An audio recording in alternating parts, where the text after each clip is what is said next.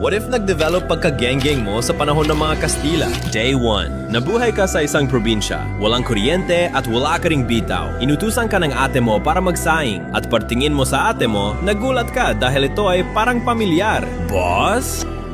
Day 2. Nainis ka sa sarili mo kasi wala kang bitaw. Kaya naglakad ka papuntang Manila para maghanap ng bagong drip. Day 3. Dumating ka sa Manila, pagtingin mo, lahat mga fits nila ay napaka-boring at wala ring bitaw. Kaya pumunta ka na lang sa isang patahian at gumawa ka ng sarili mong fit.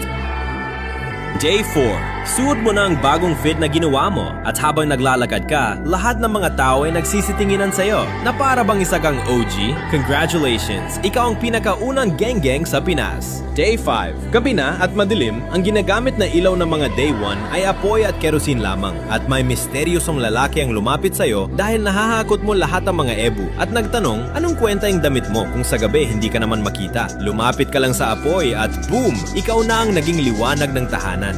Day 6. Dahil isa ka ng geng-geng, marami ka ng bitaw.